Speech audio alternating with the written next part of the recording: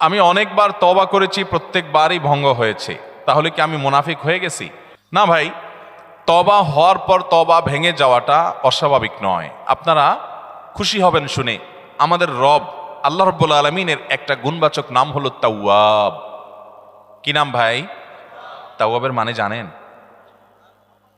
আল্লাহু আকবার। রিপিটেডলি, বারবার যিনি বান্দার তওবা কবুল করেন।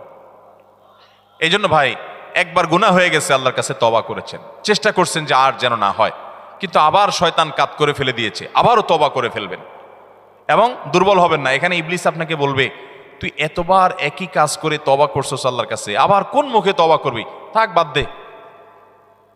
আপনার তওবা থেকে দূরে সরাবে। এটা হলো শয়তানের সবচেয়ে বড় অস্ত্র। কখনো নিরাশ হওয়া যাবে না।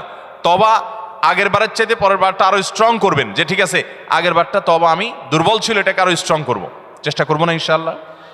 তাহলে তওবা বারবার করতে হবে, বারবার করতে হবে। ভেঙে গেলে আরো শক্ত হার্ডলি তওবা করতে হবে, নিজের প্রতি নিজে শাসন চালাতে হবে, এভাবে ইনশাআল্লাহ সামনে আগাইতে হবে। ভারতবর্ষের একজন কবি বলেছেন, আরে ইয়ে কুশ্তি তো হয় অমর ভর কি, কবি ও দাবালে কবি তু দাবালে। ইবলিসের সাথে তোমার এই লড়াই তো সারা জীবনের। কখনো ইবলিস তোমাকে কাত করে ফেলে দিবে, তোমার দ্বারা গুনাহ করায় ফেলবে, আবার কখনো চোখের পানি ফেলে কেঁদে কেটে আল্লাহর কাছে একান্তে। ভাইরা, কিছু নির্জন সময় কাটানো দরকার। আমাদের কোনো নির্জন সময় নাই।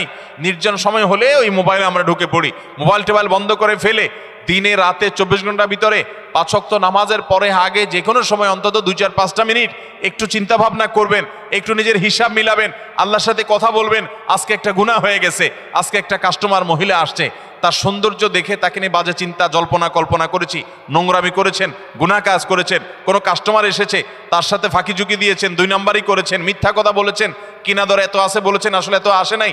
এই যে মিথ্যা বলেছেন কয়টা টাকার জন্য, এই টাকা দুনিয়াতে থেকে যাবে, মিথ্যাটা আপনার আমলনামা যুক্ত হয়ে আখিরাতে যাবে। এইসব কথা চিন্তা করে আল্লাহর কাছে চোখের পানি ফেলে একান্তে, আল্লাহ করে ফেলেছি আজকে শয়তানের পালায় পড়ে, আল্লাহ খেয়াল ছিল না, আপনি মাফ করে দেন। মালিক, আপনি মাফ না করলে কিয়ামতের ময়দানের শাস্তি হবে ভয়াবহ। দুনিয়াতে আপনি ছেড়ে দেন, আল্লাহ মাফ করে দেন। মাফ চায়া দুনিয়া থেকে ওইটাকে নিষ্পত্তি করেন, একটু চোখের পানি ফেলেন, সেজদায় পড়ে যান, 2 রাকাত সালাতুত তওবা নামাজ পড়ে আল্লাহর কাছে মাফ চান, এরপরের দিন আরো স্ট্রং করেন। এভাবে আপনি লড়াই চালাতে থাকবেন। আরে এই কুস্তি তো হয় অমর ভর কি, কবি ও দাবালে কবি তু দাবালে।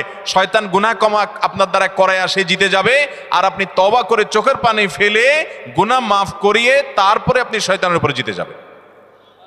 তওবা করতে থাকবো তো ইনশাআল্লাহ। তওবা করতে কখনো ক্লান্ত হবেন, তওবা অব্যাহত রাখবেন, অনবরত রাখবেন। দুনিয়াতে কোনো ফেরেশতা মানুষ নাই, সবাই গুনাহ করে। এর মধ্যে সবচেয়ে উত্তম মানুষ হলো গুনাহ করার পর যে নিজের ভুল বুঝতে পারে, নিজেকে শাসন করে সংশোধন করে সে তওবা করে মাপ চায়। মনে রাখবেন, যে ব্যক্তি তওবার শর্ত আদায় করে তওবার শর্ত কি? তওবার শর্ত হলো যে কাজটা করেছি গুনার কাজ, এটার জন্য নিজেকে নিজে শাসন করলাম, কেন আমি এত নিকৃষ্ট কাজ করলাম, আল্লাহ আমার প্রতি কত ইহসান করেছেন, কত অনুগ্রহ করেছেন, আমার জীবনে কত বিপদ এসেছে, আল্লাহ উদ্ধার করেছেন, তাহলে আমি কেন এই গুনার কাজটা করলাম? নিজেকে শাসন করা, ভবিষ্যতে না করার পরিকল্পনা করা, লজ্জিত হয়ে চোখের পানি ফেলে আল্লাহর কাছে মাপ চাওয়া। এই কাজটা যদি আপনি বারবার করেন, আপনি নিশ্চিত থাকতে পারেন আপনার তওবা দিন দিন আস্তে আস্তে স্ট্রং হবে এবং একটা সময় আপনি গুনাহ ছাড়তে পারবেন ইনশাআল্লাহ।